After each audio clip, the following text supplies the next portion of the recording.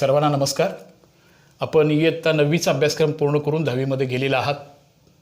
त्याबद्दल इयत्ता 10वीच्या अभ्यासक्रमामध्ये तुमच्या सर्वांचं सहर्ष स्वागत. आपण इयत्ता 9वीमधला अभ्यासक्रम पूर्ण करून इयत्ता 10वीमध्ये आता गणित भाग 1 आणि गणित भाग 2ची तशी तुम्हाला ओळख झालेली आहे. आपण आजच्या तासामध्ये गणित भाग 2 या विषयामधला पहिला धडा समरूपता सिमिलॅरिटी ह्या भागामध्ये आज जाणार आहोत. आपण ज्या आत्मविश्वासानं आपल्याला हे शिकायचं आहे, हे फालतूक वेळ न वाया घालवता नवीन अभ्यासक्रमाची ओळख नीटपणे समजून घेऊन भविष्यातलं शिक्षण आपल्याला सुलभ करण्यासाठी गणिताचं महत्त्व तुम्हाला नव्यानं सांगायला नको. आपला आत्मविश्वास वाढवणारा हा विषय आहे आणि तो समजला पाहिजे.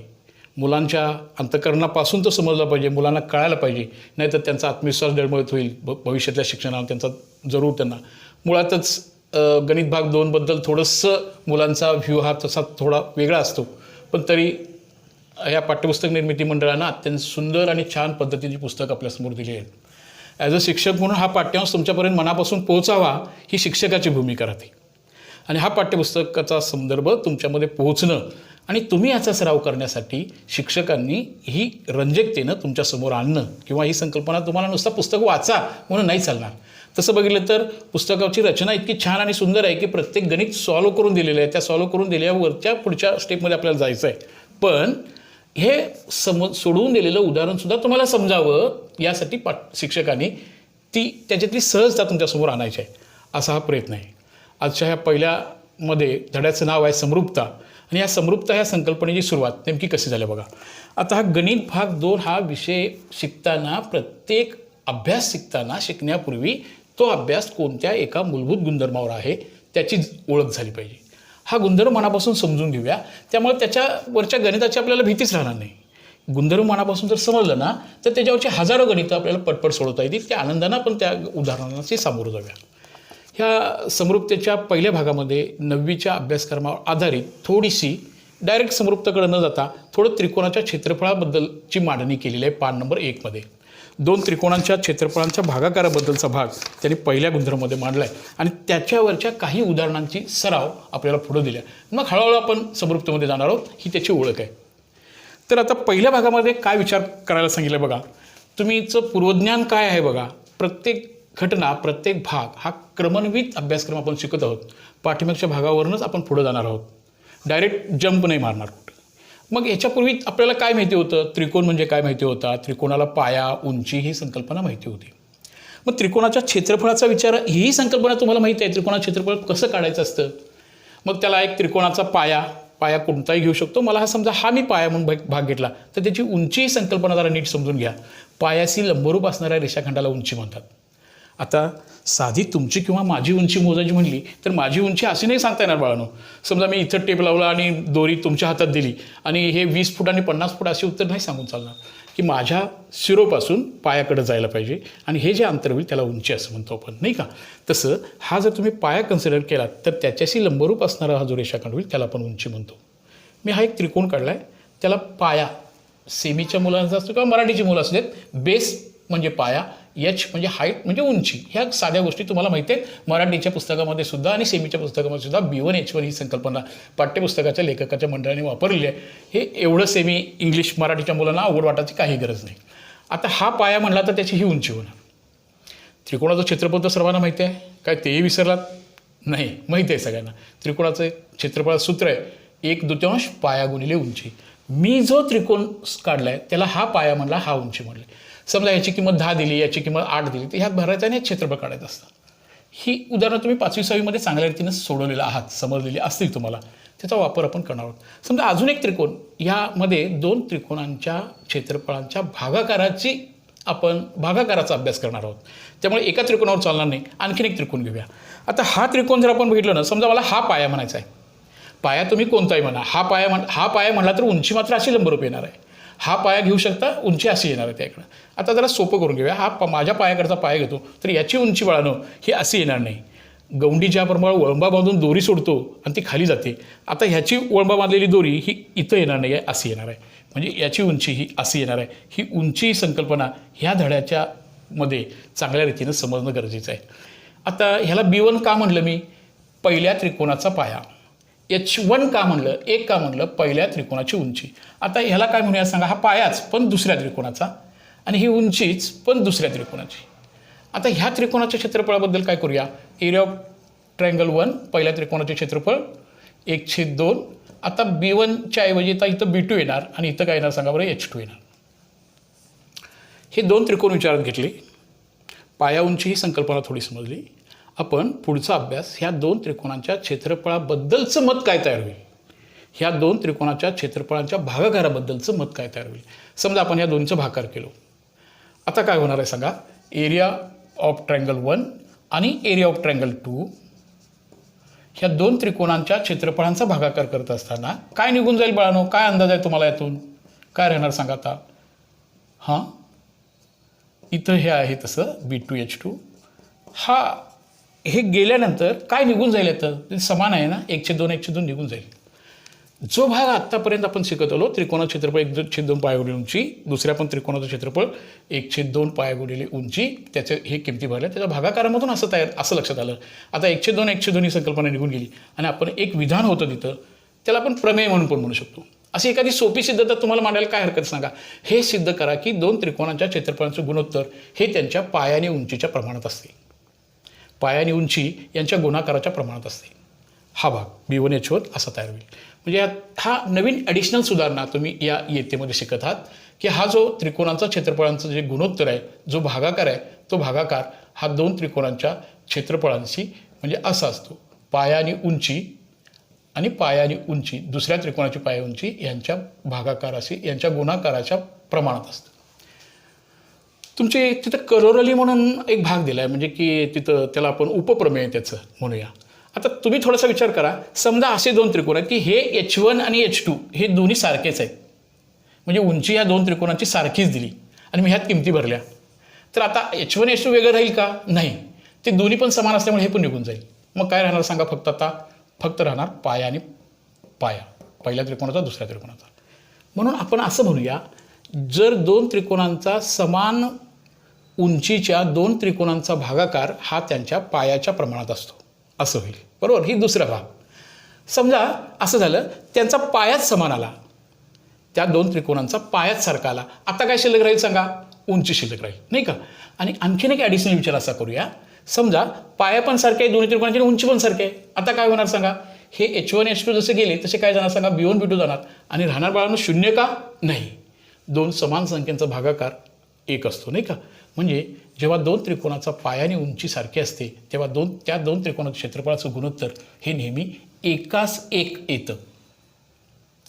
ह्या मुख्य संकल्पना पाया गुणिले उंचीचा गुणाकार, पाया समान असेल तर उंची शिल्लक राहणार, उंची शिल्लक असेल तर पाया शिल्लक राहणार आणि दोन्ही पण सारखं असेल तर त्याचं गुणोत्तर 1:1 येणार.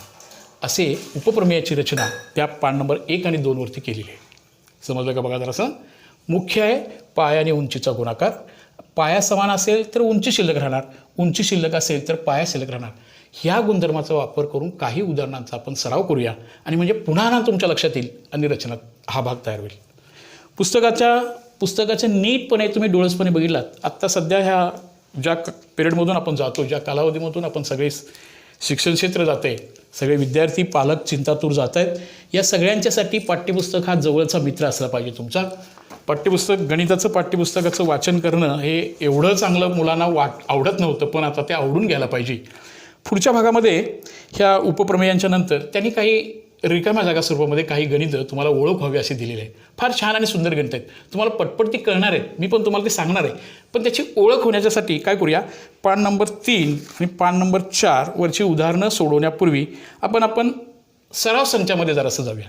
सराव संचामध्ये तुम्हाला बऱ्याच गोष्टी नव्यानं कळत जातील, मग आपण पुन्हा पाठवून येऊया. मग हे असं का, अशी रिकामी जागा का भरायच्या हे समजून घेऊया, म्हणजे आणखीन सोपं जाईल. म्हणजे की हा भाग आपल्याला समजण्यासाठी सोपं होईल की तेवढा आकृती काढण्यासाठीचा वेळही माझा वाचेल. त्यामुळे आपण सराव संचाकडे जाऊया आणि एक एक गणित आपण न आकृती करता त्या पानावरचं नीट समजून घेऊया किंवा तुमच्या शंका समाधानाच्या तासामध्ये त्या सगळ्या पूर्ण करूया. ह्या सगळ्या कृती तुम्ही पूर्ण करायच्या आहेत. केवळ पाठ्यपुस्तक ह्या कृती पूर्ण करताना पेन्सिलचा वापर करायचा आहे, स्वतःचं मत मांडायचं आहे. आणखीन एक भाग असा, बोर्ड परीक्षेमध्ये सुद्धा किंवा शालेय परीक्षेमध्ये सुद्धा ह्या कृती परीक्षेमध्ये येणार आहेत. पाठ्यपुस्तकाचं नीट अवलोकन करणे, सूक्ष्म निरीक्षण करणे हा 10वीमध्ये संबोध तुमच्यात नीट कळाली पाहिजे, जेणेकरून 11वी-12वीमध्ये पाठ्यपुस्तकाचं सूक्ष्म आकलन करणे ही संकल्पना म्हणजेच ज्या आपण CETला सामोरे जाणार आहोत, CET तंत्र जे आत्मसात करणार आहोत, ह्या भागाकडे जाणार आहोत.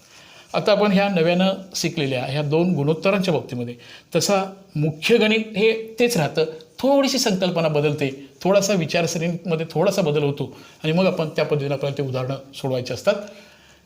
आता जो भाग आपण बघितला त्याची पुन्हा एकदा रिवाईज होते प्रत्येक ठिकाणी आणि मग आपण त्या गणितांचा सराव करणार आहोत. या गणितामधलं पहिलं सराव संच 1.1 मध्ये काही गणित आपण आता डोळ्यासमोर ठेवणार आहोत. त्यातून त्या आकृतीकडे बघण्याचा एक दृष्टिकोन तुमच्यामध्ये प्राप्त व्हावा आणि जेणेकरून त्या पुस्तकातल्या कृतीसुद्धा तुम्ही सोडवाल, आनंदानं सोडवाल, पेन्सिलनं सोडवा. शंकांच्या समाधानासाठी पुन्हा फोन करा किंवा प्रत्यक्ष आपण भेटणार आहोत तेव्हा आपण जरूर सांगा, जेणेकरून हे गणित चांगलं वाटेल, रंजक वाटेल, तुम्ही त्यामध्ये इंटरेस्ट घ्याल, आवड घ्याल, तुमच्यामध्ये हा गुणधर्म, तुमच्यामध्ये ते गणिताबद्दलचं प्रेम वाढू द्या, तुमचा आत्मविश्वास वाढू द्या. हा विचार आपल्यासमोर ठेवून आपण पुन्हा आता सराव संच 1.1 मधलं पहिलं गणित, ज्यांच्याकडं पुस्तक नाही, मोस्टली 10वीच्या तासाला बसताना गणित भाग 1, गणित भाग 2चं पाठ्यपुस्तक आपल्यासमोर असायला पाहिजे. ज्यांच्याकडं नाही त्या मैत्रिणीची वगैरे मदत घेऊन एका ठिकाणी बसणार आहात. ज्यांच्याकडं अजून व्हॉट्सअपची सोय नाही त्याही मुली आपल्या मैत्रिणीकडे जाऊन बसणार आहेत आणि पाठ्यपुस्तक समोर ठेवणार आहात. समजा समोर नसेल तरी पण काय काळजी करू नका, नीटपणे काही गोष्टी ऐका फक्त, त्या तुम्हाला त्या पुन्हा पाठ्यपुस्तक उपलब्ध झाल्यानंतर पुन्हा एकदा तो व्हिडिओ आपल्याला पुन्हा रेकॉर्डिंग बघता येईल किंवा ते करता येईल. चला बाळांनो, सराव संच 1 गणित भाग 2 मधल्या पहिल्याच तासामध्ये पहिलाच अभ्यास जो आहे, गणितं सगळीच महत्त्वाची आहेत. गेल्या बऱ्याच वर्षामध्ये बोर्डाचं काम केल्यामुळं आता त्यामधल्या बऱ्याच गोष्टीचा अंदाज आला आहे. पहिलं गणित बघूया. इथं पहिलं गणित, एका त्रिकोणाचा पाया आहे 9, उंची आहे 5 आणि दुसऱ्या त्रिकोणाचा पाया आहे 10 आणि उंची आहे 6. तर या त्रिकोणांचा क्षेत्रफळांचं रेशो काढा. माझ्याकडं सेमीचं पुस्तक आहे तर त्याच्यामधून मी कन्वर्ट करून सांगतो आहे. सेमीमध्ये base of the triangle is 9, height is 5, base of another triangle is 10 and height is 6 and the ratio काढा त्या त्रिकोणांचा. परत एकदा समजून घ्या. त्रिकोण पहिला आहे, त्या पहिल्या त्रिकोणासाठी पाया आहे, उंची दिलेली आहे, ती उंची आहे अशी, उंची अशी दिलेली आहे. दुसरा त्रिकोण आहे, त्याचा पाया दिलेला आहे आणि त्याची ही उंची दिलेली आहे. बघा जरा काय पाया आणि काय उंची आहे. पहिल्या base of the first triangle is 9 and height is 5, 9, 5. Base of second triangle is 10, दुसऱ्या त्रिकोणाचा पाया 10 आहे आणि उंची 6 आहे.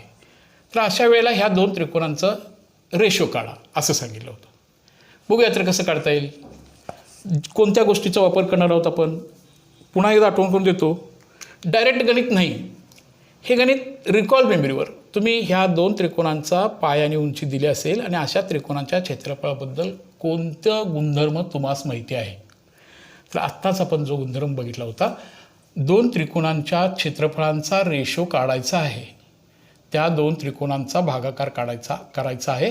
तर तिथं काय राहतं बघा आता, B1H1 पहिल्या त्रिकोणाचा पाया आणि पहिल्या त्रिकोणाची उंची वरती घ्यायची, दुसऱ्या त्रिकोणाचा पाया आणि दुसऱ्या त्रिकोणाची उंची खाली घ्यायची आणि ह्याच्यामध्ये ह्या संख्या ठेवायच्या आणि याला सोपे रूप द्यायचं. हे म्हणजे उत्तर. हां, पुन्हा एक भूमितीमधला भाग असा आहे बघा. याच्या किमती भरूया. पहिल्या त्रिकोणाचा पाया आहे 9, 5 आणि 10, 6. आता भूमितीमध्ये टोटल हे एक लक्षात घ्या की आता गुणाकार करत बसू नका तुम्ही. हे 9 5 45 आहे असं करू नका. पुन्हा आपल्याला सोपे रूप द्यायला लागतो. इथंच भाग घालायचा प्रयत्न करूया. 5 1 5, 5 2 10. पुन्हा इथं सांगा बघूया. 6 आणि 9 आहे. कोणत्या पाड्यामधल्या संख्या आहेत सांगा. हां, कोणत्या? 3च्या. 3 2 6, 3 त्रिक 9. आता सांगा बरं काय राहिलं वरती. 3 गुणिले 1 3 राहिलं. 2 2 4. म्हणजे ह्या 2 त्रिकोणांचा जो क्षेत्रफळांचा भागाकार आहे हेच आपलं उत्तर राहिलं. या 2 त्रिकोणांच्या क्षेत्रफळांचा जो भागाकार आहे त्याचा जो रेशो आहे याचं उत्तर 3:4 असं आहे. तुम्ही याला असंही लिहू शकता. आलं लक्षात. इथं आकृती काढायची गरज अजिबात नव्हती. आकृती काढायची गरज इथं नव्हती, काही ठिकाणी असं नाही, ते तुमचे तुम्ही पाया समान आहे का, उंची समान आहे का, त्या त्रिकोणाचं निरीक्षण करा आणि मग तुम्ही स्वतःची मतं मांडा आणि मग तुम्ही उत्तरापर्यंत पोहोचा, असा पुढचा भाग राहील. बघूया तर मग उदाहरण क्रमांक 1 समजलं का बघा. परत आणखीन एकदा पाया उंची दिलेली आहे, त्रिकोणांचा भागाकार काढायला सांगितलं आहे, हे लिहिलेलं आहे. असं परत लिहून घेण्यामध्ये जास्त कॉन्सन्ट्रेशन घालू नका, अगदी सहज सोपं समजून घ्या आणि तुम्ही स्वतः सेल्फ सोडवायचा प्रयत्न करा. ओके, काय उत्तर येणार सांगा बरं. पहिल्याचं 3×4 हे त्या पहिल्या गणिताचं उत्तर असेल. तर यानंतर आपण हा भाग बघूया, आता बघणार आहोत. आता आपण याच्यानंतर याच्या पुढचं गणित काय आहे बघा बरं. आता दुसऱ्या गणितामध्ये त्याने असं गणित नाही दिलं, तर त्याने आकृती दिल्या. बघा सगळ्यांनी जरासं आकृतीकडं, ज्यांना महत्त्वाच्या गोष्टी लिहायच्या आहेत तेवढं लिहून घेऊ शकता. तोपर्यंत मी दुसरं गणित तुमच्यासमोर इथं आणतो आहे. परीक्षेमध्ये सुद्धा गणित लिहित असताना हे सगळं गणित अशा पद्धतीनं मांडावं की काय दिले, त्रिकोण 1 त्रिकोण 2. ह्यातलं दुसरं गणित बघा कसं लिहिलं आहे. एक आकृती दिला बघा, असा भाग आहे.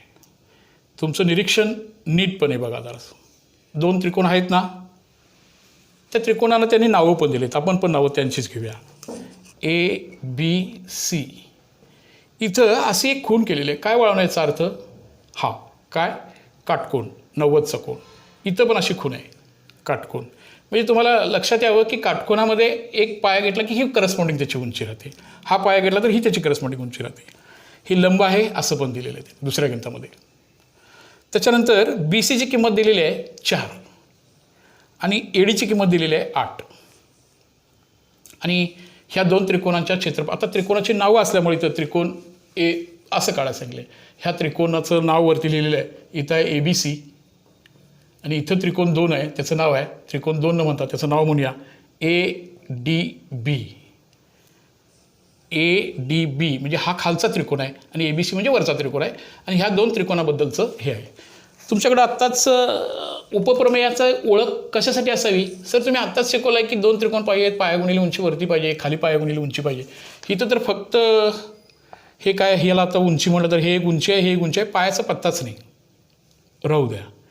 पाया समान असताना तुम्हाला माहिती असू द्या, पाया दिला नाही आहे, याचा पाया समजा हा घेतला तुम्ही तर ही उंची होईल, हा पाया घेतला तर ही उंची होईल. बरोबर. म्हणजे ह्या 2 त्रिकोणाचं नीट निरीक्षण करा. काहीतरी सारखं आहे इथं. काय सारखं वाटते सांगा तुम्ही? हां, काय सारखं आहे? उंची तर वेगळी दिसते, बरोबर आहे ना. आता ते सापेक्ष आहे. तुम्ही ह्याला पाया म्हणणार असाल तर मात्र बदलणार. आता हा AB हा जो भाग आहे, आता आपण तात्पुरता त्याला उंची म्हणूया. उंची समान आहे ना, मग कोणाच्या प्रमाणात राहणार सांगा. आता ह्याची हे जे लिहित असताना H1 H2 लिहित असताना इथं तुम्ही असं लिहू शकता की इथं तुम्ही दुसरा भाग असं करू शकता, किंवा असं समजा लिहिलात तुम्ही, चुकून असं लिहिलं गेलं तर तुमचं निरीक्षण असं असू दे, किंवा इथंच थोड्याशा प्रॅक्टिसनं तुम्हाला हे असंही लिहिता येईल. हे B1 H1 असं जर लिहिला गेला असाल तर तुम्ही खाली अशी दुरुस्ती करून घेऊ शकता. ह्याचं हे H1 आणि H2 दोन्ही सारखंच आहे. पाया हा जो आहे ना B1 B2 हा दोन्ही समान आहे, त्यामुळे दोन्ही कॅन्सल होणार आणि फक्त काय राहणार सांगा आता? H1 आणि H2 राहणार, असं राहणार आता. आणि याचं कारण तुम्ही समोर लिहू शकता, समान पाया, कॉमन बेस. आता फक्त आपल्याला एकच सेगमेंट दिले, एकच जोडी दिलेली आहे, पाया उंची दिली नाही, काय गरज पण नाही आपल्याला. समान असल्यामुळे निघून जाणार आहे. Whatever it may be value of this base gate may cancel. So we can take the H1 upon H2 here. आता फक्त H1 भरा, ABCचं H1 म्हणजे उंची भरा 4 आणि H2 भरा 8. आता सांगा 4/8 हे उत्तर 10वीच्या मुलांनी असंच ठेवणं हे योग्य होईल का? तर नाही होणार. काय उत्तर ठेवलं पाहिजे सांगा तुम्ही आता याचं उत्तर? काय सोपे रूप दिलं पाहिजे सांगा? याचं सोपे रूप आपण काय देऊया सांगा बरं? हां, कोण सांगते बघूया. तर याचं सोपे रूप देत असताना ह्यालाही थोडंसं आपण गुणोत्तरामध्ये सोपे रूप देऊया. काय करूया सांगा आता? 4 एके 4 करूया, हां बरोबर, आणि 4 दुनी 8 असं करूया. हे काढून टाकूया आणि याचं उत्तर राहिलं 1/2. म्हणजेच याला आपण 1/2 असं लिहू शकतो किंवा 1/2 लिहू शकतो. आता थोडंसं ॲडिशनल विचार करायला बघा. लक्षात आलं का? ह्या त्रिकोणाचं नीट निरीक्षण केलं की हा पाया म्हणून सारखा घेऊया आणि उंचीचा रेशो फक्त मांडूया. बघा सोपं आहे ना? हां यस. असं हे तर गणित पुन्हा पुन्हा परीक्षेमध्ये आलं, म्हणजे परीक्षकाला आवडणारं गणित. आणि परीक्षक पेपर सेटर्स मुलांना त्रास देण्यासाठी बिलकुल नाही. थोडं विचार, थोडंसं गणितामधलं चॅलेंज राहिलं पाहिजे म्हणून काही प्रश्नांना काही आव्हानात्मक प्रश्नांची निर्मिती करावी लागते. पण तुमचा उत्साह वाढावा, तुमचा कॉन्फिडन्स वाढावा, हा सगळ्यांची पार्श्वभूमी असते. यानंतर आपण असंच आपण तिसऱ्या गणितामध्ये जाणार आहोत. तिसऱ्या गणिताची आकृती पण बघा जरासं नीटपणे दिलेली आहे आकृती, आणि त्या आकृतीच्या बाबतीमध्ये आपल्याला कसं निरीक्षण करायचं आहे बघा. या तिसऱ्या गणितामध्ये जी आकृती आपल्याला दिलेली आहे ती आकृती अशी आहे बघा. ओके, असा एक विशाल कोण त्रिकोण दिसतोय, बरोबर ना.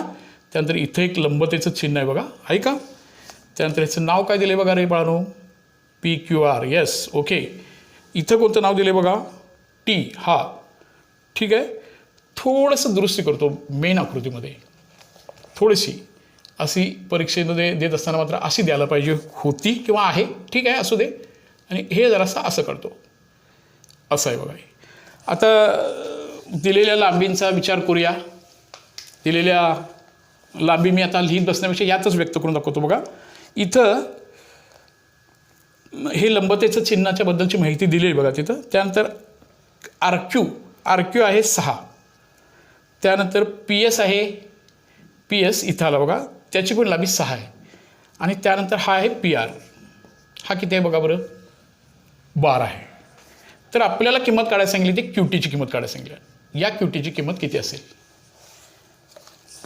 तसं बऱ्याच पद्धतीने हे उदाहरण सोडवता येतं व्यवस्थितरित्या, पण थोडंसं आपण ज्या व्ह्यूनं चाललो आहे, हा पाया गुणिले उंचीचा, तर इथं आपण जाऊया.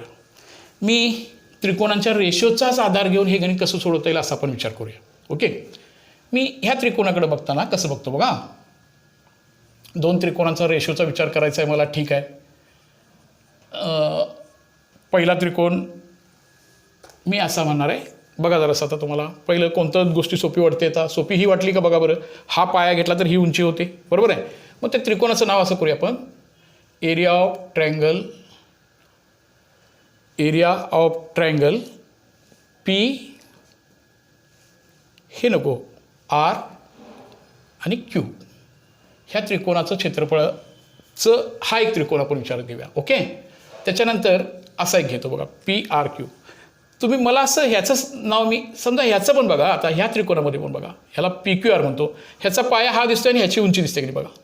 म्हणून मी काय म्हणतो बघा, आता हा पाया आणि ही उंची बघितली की मी PRQ असं लिहिलं. ह्याला काय लिहितो बघा, एरिया ऑफ ट्रायंगल PQR लिहितो. हे 2 त्रिकोण मला दिसत आहेत असं मी माझी संकल्पना डोळ्यासमोर ठेवूया. आता ह्याचा पाया कोणता घेणार आपण, काय राहणार सांगा बरं. ह्याला राहणार आहे B1H1 आणि ह्याला राहणार आहे B2H2. काही समान दिसत नाही आहे. ह्याचा पाया हा आहे, ह्याचा पाया हा, ही उंची आहे. आता थोडंसं नीट बघा, PRQ इथं पाया कोणता घेऊया बाळांनो सांगा आता. PRQकडं बघा, पाया कोणता घेऊया सांगा. ओके, 12 गुणिले उंची किती घेऊया बघा बरं, 6. आता मी PQR असा बघतोय, पाया हा पण बरोबर आहे की नाही सांगा बरं. समजा हा कोण म्हणले, मी हा सर पाया घेणार, बरोबर आहे की हा पाया नाही, मी हा पाया. पण नीट लक्षात घ्या, जेव्हा तुम्ही 12 पाया घेता ना, तेव्हा उंची ही त्याच्याशी लंबरूप असणार आहे. 12 घेतला तेव्हा 6. आता 6 घेतल्यानंतर ही उंची राहणार नाही, नीट लक्षात घ्या. त्या उंचीला लंबरूप असणारा हा जो रेषाखंड आहे ही उंची राहणार. 90 अंश कोणामध्ये असणार आहे ती उंची राहणार, बरोबर का बघा बरं. आता हे H2 म्हणजे आता हे झालं किती सांगा, H1. याची हा पाया तुम्ही 12 घेतला तर तेव्हा त्याची उंची कोणती झाली सांगा बरं, H1. ही उंची कोणती झाली बघा बरं, QT ही झाली X, बरोबर. आणि H2 किती झाली बघा, H2 किती झाली बघा बरं. ह्या PQRची उंची किती झाली बघा बरं, आता ही 6. पाया हे. आता काय करूया सांगा, आता याचं PQR आणि PRQ आणि PQR हे एकाच त्रिकोणाचे 2 नाव आहेत. क्षेत्रफळ बदलेल का, ह्याचं क्षेत्रफळ ह्या आणि याचं क्षेत्रफळ वेगळं येईल का, नाही येणार. मग सारखेच त्रिकोण असतील, तेच त्रिकोण असतील तर त्याच्या क्षेत्रफळाचा भागाकार हा किती घेणार सांगा आता, 1/1. कारण ह्याचं क्षेत्रफळ ह्याचं क्षेत्रफळ वेगळं येणार नाही, ते समानच येणार, म्हणजे त्याचा भागाकार नक्की 1/1 येणार. आता असं करूया, हे 1/1 लिहितो. आता असं करतो या, 6 × 1 = 6, 6 × 2 = 12. किती राहिले बघा बरं, 2x भागिले 6. ह्या 6 याला गुणूया आणि ह्याने याला गुणूया, किती आले बघा 2x. अशा रीतीनं x बरोबर 6/2, 2 × 2, 2 × 3 = 6. x किंमत येणार आपल्याला 3, म्हणजे QT असणार आहे 3. परत एकदा बघा, अजून एकदा. हा त्रिकोण मी PRQ असा वाचला. पाया B1 आणि H1, B1H1 म्हणजे पायाची किंमत भरताना कशी भरली बघा, 12 आणि उंची त्याच्याशी लंबरूप असणारी ही आपली उंची घेतली QT, म्हणजे जी X होती ती, याला पण माहिती नाही तोपर्यंत X म्हणूया. ओके, त्यानंतर दुसऱ्या त्रिकोणाचा पाया काय बघा बरं, PQR पाया किती घेतोय सांगा बरं 6 आणि उंची किती आहे बघा बरं 6. हा पाया आणि ही उंची ही संकल्पना नीट समजली का बघा. पाया इथंपर्यंत मर्यादित आहे. हा सगळा पायाची गरज नाही आहे. विशालकोन त्रिकोणाची उंची नीट बघा. हा विशालकोन त्रिकोण आहे. हा विशालकोन त्रिकोण आहे. हा विशालकोन त्रिकोण आहे. त्याची उंची म्हणजे हा शिरोबिंदू झाला आणि त्याची उंची अशी लंबरूप येणार आहे. म्हणजे जरी RQ पाया असला तरी उंची ही PSच. हे नीट समजून घ्या. हा सगळा पायाची गरज नाही आपल्याला. हा सगळा पाया नाही आहे. इथंपर्यंत पाया पुरेसा आहे. त्याची उंची असणार आहे ती लंबरूप असणार आहे. मागच्या एका गणितामध्ये मी विशालकोन त्रिकोणाची उंची अशी बाहेर येते तसं ही उंची झाली. आलं लक्षात जरासं. हे समजणं, पाया उंची बदल करता येणं, पाया उंची ही संकल्पना तुमच्यात मनापासून क्लिअर असणं, ही ह्याच्यामधल्या आव्हानात्मक प्रश्न सोडत असताना नीट काळजीपूर्वक आपण याचा वापर करणार आहोत. परत एकदा बघा. ही पाया उंची संकल्पना समजली का बघा. जेव्हा तुम्ही पाया 12 घेणार आहात तेव्हा उंची x असणार आहे. जेव्हा तुम्ही हा पाया घेणार आहात तेव्हा उंची तेव्हा 6 राहणार आहे. आणि मग आपण ह्याच्यातून 6 1 6 6 2 12 त्यानंतर त्रिकस गुणाकार केला. ह्याचा 1 1 6 त्रिकस गुणाकार केला आणि x ची किंमत आली. म्हणजे x म्हणजे आपल्या इथे QT ची किंमत असेल. तुम्ही पाया 6 6 घेतला तरी क्षेत्रफळ 18च येणार. 1/2 पायावरील उंची. आणि 12 आणि 3 घेतलात तरीही उत्तर तेवढंच येणार. बेसक 12 सायंत्रिक 18 क्षेत्रफळ ह्याची समान येणार. ही एक संकल्पना इथे होती बघा. ह्याचं क्षेत्रफळ PRQ आणि PQR एकाच त्रिकोणाची 2 नावं आहेत. ते त्रिकोण तेच आहेत. त्यांचं क्षेत्रफळाचं भागाकार ह्याचं जे उत्तर येणार तेच ह्याचं उत्तर येणार. म्हणून ह्याचं गुणोत्तर एकाच एक येणार. अशा रीतीने आपल्याला QRची किंमत काढता येईल. हा थोडासा ॲडिशनल विचार ह्या गणितामध्ये होता. पुन्हा एकदा हे गणित समजून घ्या, स्वतः प्रॅक्टिस करून घ्या, म्हणजे ते तुम्हाला निश्चितपणानं सोपं जाईल. यानंतर पुन्हा एक आकृती दिली बघा बरं. पान नंबर 6 वरती उदाहरण क्रमांक 4ची. त्याचं जरा निरीक्षण करा, बघू तुम्हाला काय काय दिसतं. निरीक्षणातूनच बऱ्याच गोष्टी आपल्याला शिकायच्या असतात. निरीक्षण नीट काळजीपूर्वक करा. पहिली गोष्ट त्यांची अशी सांगितल्या, हे तर 2 रेषा समांतर काढायला सांगितल्या. 2 समांतर रेषा ही संकल्पना तुम्ही 6वी 7वी पासून शिकत आला आहात. 2 समांतर रेषेच्या दरम्यानचं अंतर हे सगळीकडे स्थिर असतं, हे तुम्हाला माहिती आहे. त्यानंतर ह्याच्यामध्ये हा एक ट्रायंगल शिफ्ट केला आहे. त्याला नाव दिले बघा ABC असं नाव दिले. त्याच्यानंतर ही AP ही त्याची लंबरूप असणारा भाग त्यांनी दाखवला आहे. हा AP हा BCला लंबरूप आहे. म्हणजे आपलं आता तुमच्या डोळ्यासमोर आलं की पाया BC असला तर ही AP उंची होणार. हे क्लिअर झालं. त्यानंतर BCD असा ट्रायंगल आहे. हा BCD असा ट्रायंगल आहे. B पासून C पासून असा D कडे जाणारा असा आहे तो. D इथं नाव आहे. आता हे CD पण त्यांनी जोडलेलं आहे असं. असं त्रिक आहे बघा ते थोडंसं. ह्या 2 त्रिकोणांच्या गुणधर्माच्या बाबतीमध्ये सोडत असताना 10वीमध्ये जे नवीन गुणधर्म शिकलो तो तर पाहिजेच पाहिजे आपल्यासोबत. पण समांतर रेषा म्हणजे काय, त्या 2 समांतर रेषेमध्ये अंतराचं काय, ह्याही गोष्टी आपल्यासमोर असायला पाहिजेत. आणि आता तुमच्या निरीक्षणातून आपल्याला ह्या 2 त्रिकोणांच्या भागाकाराची किंमत काय येईल, काय येऊ शकते, ह्याच्याबद्दल तुमचं मत काय, तुम्ही कसं ह्या गणिताला सामोरे जाल अशी अपेक्षा आहे.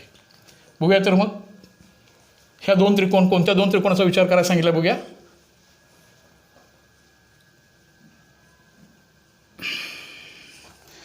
एरिया ऑफ ट्रायंगल आहे. त्रिकोण ABC आहे. त्रिकोण ABC आणि भागिले त्रिकोण, त्या दुसऱ्या त्रिकोणाचं नाव त्याने दिलेलं आहे तिथं. त्या दुसऱ्या त्रिकोणाचं नाव आहे बघा बरं BCD. आणि ह्या 2 त्रिकोणाच्या क्षेत्रफळांचा भागाकार काढायला सांगितला आहे. एरिया ऑफ ट्रायंगल ABC आणि एरिया ऑफ ट्रायंगल BCD ह्या 2 त्रिकोणाचा भागाकार. तुम्ही असं म्हणू शकता याला पाया उंची. पहिल्या ABCचा पाया उंची घेऊया AP. पाया कोणता घेऊया सांगा बरं. ABCचा BC घेतला. B1 H1 किंवा असं म्हणू शकता तुम्ही याला. असं करूया B1 H1 B2 H2 असं करूया. चला आता B1 ABCचा पाया कोणता घेऊया सांगा. BC घेऊया. BC. आणि उंची कोणती घेऊया सांगा बरं. त्याच्याशी लंबरूप असणारी AP. आता B2 दुसऱ्या त्रिकोणाचा पण पाया घ्या. कुठला आला सांगा. BC आला. आता त्याची उंची बघा. त्याची उंची इथं असणार आहे. इथं येणार. विशालकोन त्रिकोणाची उंची बाहेर येते. पण ही रेषा आणि ही रेषा समांतर आहे. ह्या 2 रेषा समांतर आहेत असं त्यांनी पक्षामध्ये सांगितले. AD रेषा आणि BC रेषा समांतर आहे. इथलं कुठलंही अंतर तुम्ही मोजलात हे सगळीच्या सगळी अंतर सारखे असणार आहेत. म्हणजे पर्यायानं ते अंतरसुद्धा AP एवढं असणार आहे. आता BCला BC जाईल, APला AP निघून जाईल आणि त्याचं उत्तर तुम्ही 1:1 असं होणार आहे. थोड्या सरावानंतर तुम्ही याचं डायरेक्ट उत्तर लिहू शकता 1:1 आणि सरळ लिहू शकता समान पाया समान उंची. Equal base and equal height. याचं उत्तर एकास एक. हे एकास एक संकल्पना समजावी, पाया उंचीकडे बघण्याचा तुमचा दृष्टिकोन कसा असावा पहिल्या टप्प्यामध्ये, यासाठी तुम्हाला हे एवढं लिहिलं. ह्या 2 त्रिकोणांचं क्षेत्रफळ जे आहे ते त्रिकोणाचं क्षेत्रफळ यांचं रेशो हा एकास एक येणार आहे. पुन्हा असा हा प्रश्न 1.1 मधला 4था प्रश्न होता. 5व्या प्रश्नामध्ये एक आकृती दिल्या आणि काही रिकाम्या जागाच्या स्वरूपामध्ये काही प्रश्न आपल्याला सोडवावे लागतात, काही चौकट्या पूर्ण करायसाठी, असे तो भाग आहे. बघूया जरासा आता ते कारण उत्तर हे सगळं त्यात असायला पाहिजे. तुमच्याकडं आता ह्या 5व्या गणिताकडं बघण्याचा तुमचा दृष्टिकोन म्हणजे तुम्हाला थोडंसं समजायला आहे आणि मग तुम्ही त्या ज्या पुस्तकामध्ये आपल्याला रिकाम्या जागाच्या स्वरूपामध्ये कृती दिलेत त्या तुम्ही जरा बघू शकता. ह्या आकृतीकडे नेमकं कोणत्या अँगलनं बघणार आहोत आपण. समान पाया म्हणजे काय, समान उंची म्हणजे काय, ती उंची कशी शोधायची, कशा त्रिकोणांचा रेशो बघायचा, हा भाग इथं असतो. बघूया तर मग आता बघा आकृती कशी दिलेली आहे बघा. त्या आकृतीचा विचार करूया आणि त्यांना सांगितलेल्या ज्या किमती आहेत त्या किमती आपण काढण्याचा प्रयत्न करूया. आजच्या तासामधलं हे शेवटचं उदाहरण, एवढं उदाहरण थांबवून आपण आजचा तासिका ही थांबवूया. पण बघा जरा असं नीटपणे 5वा प्रश्न कसा आहे बघा. पटपट ABC नावाचा हा त्रिकोण आहे. त्या त्रिकोणामध्ये अशी एक लंबरेषा आली बघा, त्याचं नाव AD आलं बघा. त्यानंतर एक असा एक भाग तिथं जॉईन करून ठेवलेला आहे बघा, PQ. इथं पण लंबतेचं खूण आहे आणि हे PC जोडलेलं आहे. ह्या आकृतीकडे जेव्हा तुम्ही बघाल तेव्हा तिथं 4 रिकाम्या जागा ठेवलेल्या आहेत. तुम्ही एका विशिष्ट अँगलनं जे आपण पुढं चाललो आहे बघूया. पहिले रिकाम्या जागा त्यांना पूर्ण करायच्या आहे बघूया. म्हणजे रिकाम्या जागाच्यासाठी ह्या परीक्षेत येऊ शकेल किंवा PQB हा त्रिकोण आहे आणि छेदस्थानी आहे त्रिकोण PBC. मुख्य गुणधर्म पाया गुणिले उंचीचा, उपगुणधर्म त्याचं निरीक्षण PQB हा त्रिकोण PQB आणि दुसरा बघा बरं PBC बघा PQB आणि PBC. नीट एकदा निरीक्षण करा, आणखीन एकदा PQB.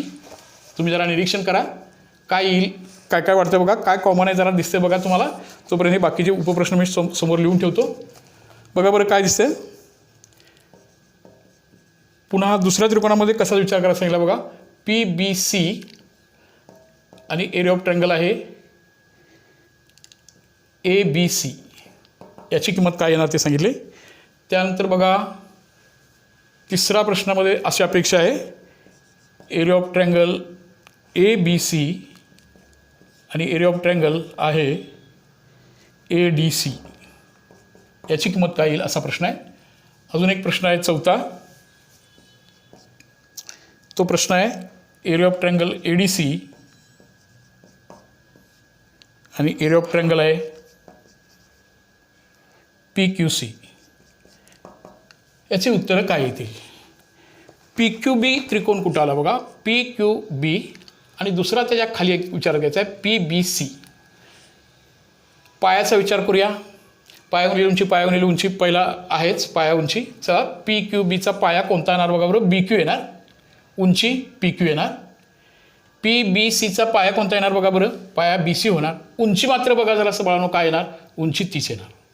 मग आता उंची राहणार नाही शिल्लक, राहणार काय शिल्लक सांगा बरं, फक्त पाया. PBQचा तुम्ही BQ लिहू शकता आणि इथं काय लिहू शकता सांगा आता, याचा पाया कोणता हा सांगा. हां येस BC. बघा परत आणखीन एकदा, पाया याचा पाया राहिला, याचा पाया राहिला आणि समान असल्यामुळं, कॉमन असल्यामुळं उंची निघून गेली.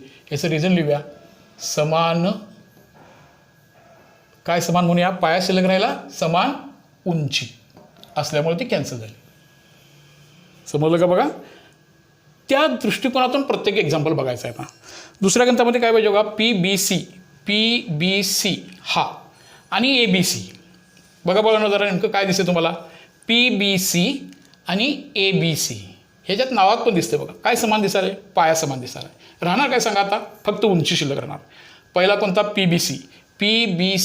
उंची सांगा बरं काय येणार, उंची येणार काय येणार सांगा आता, उंची याचा बघा बरं हां PQ. आणि ABCची उंची काय घेणार बाळांनो, ही मोठी उंची येणार AD. आता राहिली शिल्लक उंची राहिली का बरं, समान पाया. आता काय बघा बरं, ABC आणि ADC. ABC आणि ADC. ABC पाया BC, ADC पाया DC आणि दोघांची उंची कॉमन आहे, समान उंची. ओके. आता आणखीन काय राहिलं बघा. आता ADC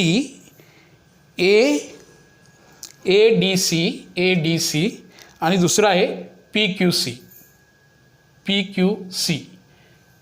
ADC आणि PQC.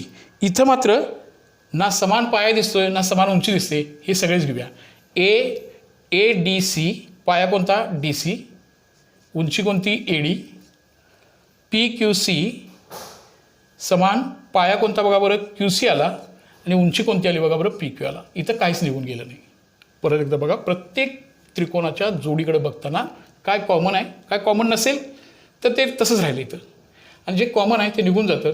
आणि अशा रीतीनं हा एक दृष्टिकोन तुमच्यासमोर ठेवला गेला की अभ्यास 1.1 मधली कोणत्या उदाहरणाकडं कसं पाया, कशी उंची, कोणतं पाया उंची घ्यायची आणि गुणधर्माचं ॲप्लिकेशन आपण कसं करणार आहोत. आता तुम्ही आजच्या अभ्यासमध्ये काय करणार आहात, तुम्ही थोडंसं कृतीयुक्त शिक्षण थोडंसं तुम्हाला सोपं जाईल. आता ज्या कृतीपत्रिका तुम्हाला पूर्ण करायच्या आहेत, म्हणजे कृतीचे जी उदाहरणं आहेत, उदाहरणात पान नंबर 3 वरती आहेत, 4 नंबरमध्ये सोडवलेली उदाहरणं आहेत, ते तुमचं आज जरा नीट बघून ते पुन्हा तिथं पेन्सिलनं पूर्ण करायचा प्रयत्न करायचा आहे. ओके बाळांनो? येस. पुढील भाग आपण पुढच्या तासिकेच्या वेळी बघूया. सर्वांना शुभेच्छा पुढच्या तासासाठी. ओके.